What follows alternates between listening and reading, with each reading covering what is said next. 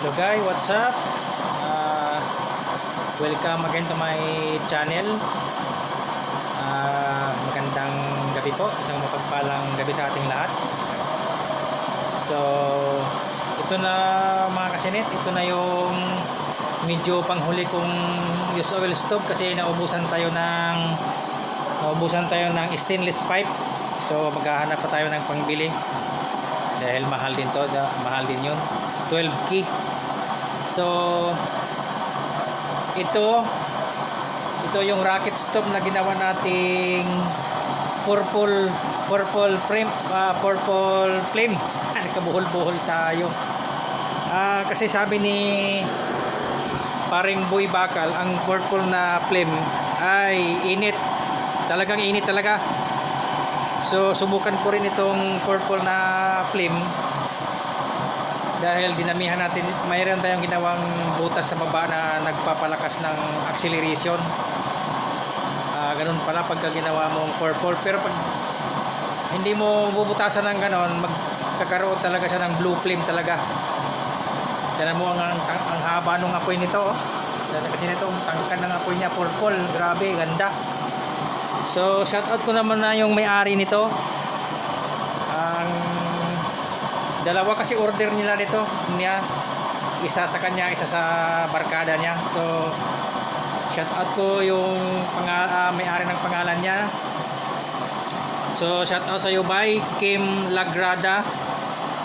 Nasa Europe siya, European Seaman International. So grabe, no, grabe yung international pa nakapanood ng use oil stove natin, kaya nakaka-order sila kahit malayo silang lugar. Salamat sa pag-search niyo sa YouTube.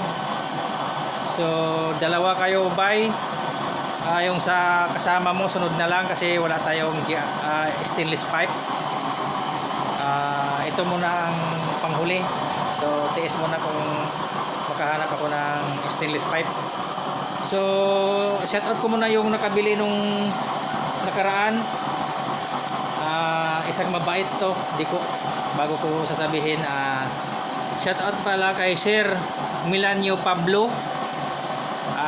Isang simple lang na nagbili ng kalan ko, akala ko simple lang tao, yun pala PNP pala siya.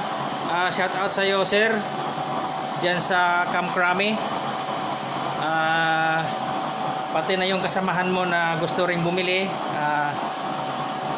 so kuwan muna, bandang huli na lang siguro kung sakaling makabili tayo ng stainless pipe.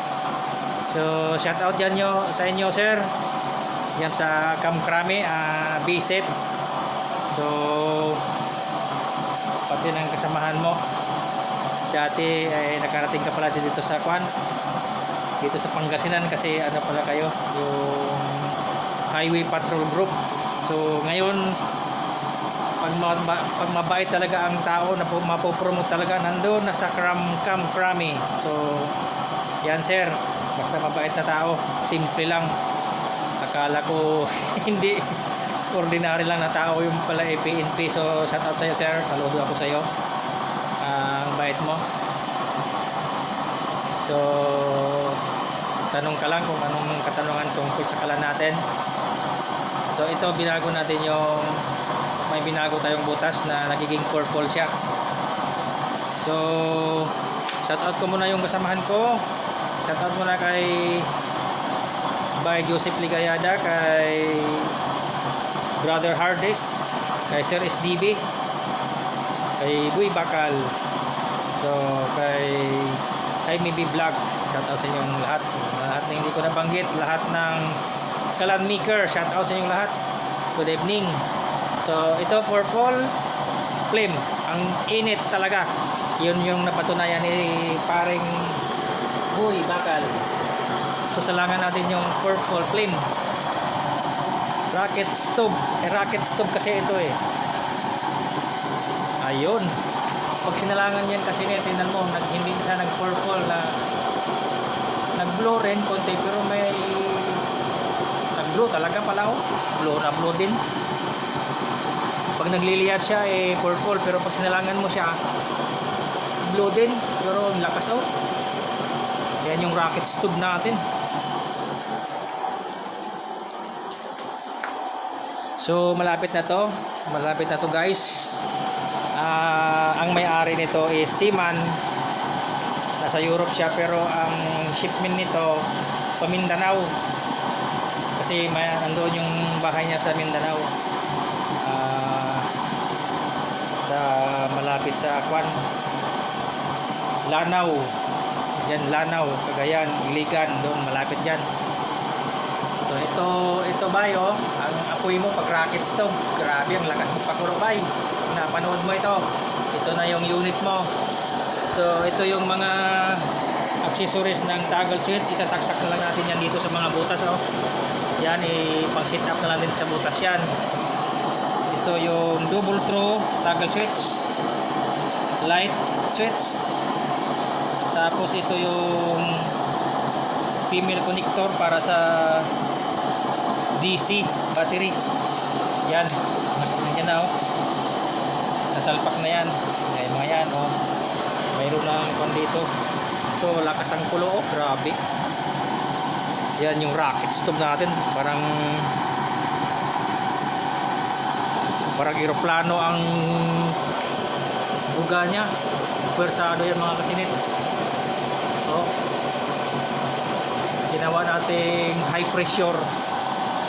Pressurize yung labas ng apoy para saglit lang, grabe umbok ng kulo, oh.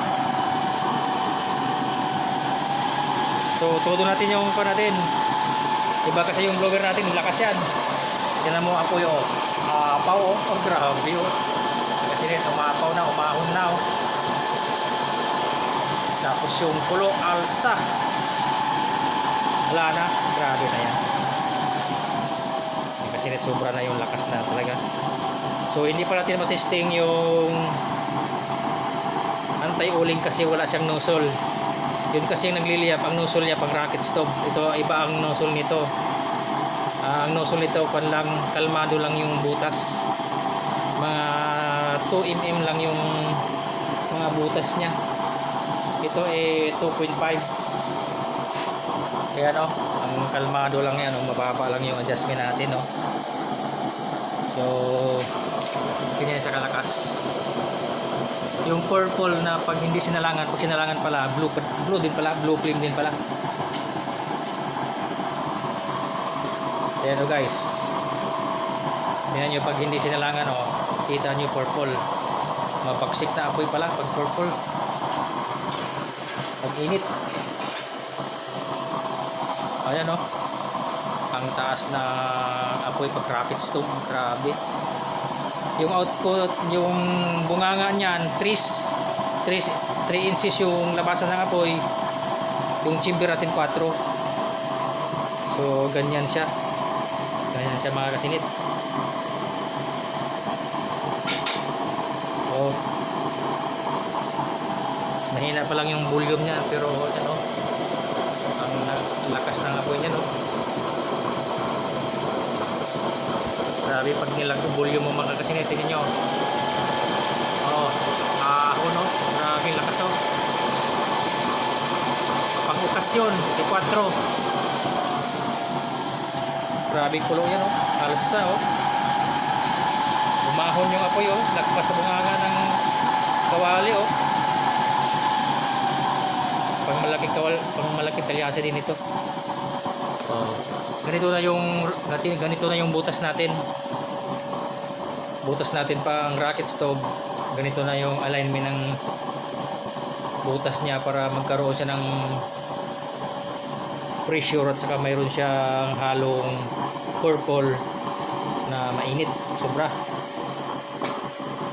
Ayan, oh, pag walang salang ganyan siya. Okay mga kasinit, so magandang gabi sa inyong lahat. Hanggang dito na lang po. Maraming salamat. God bless.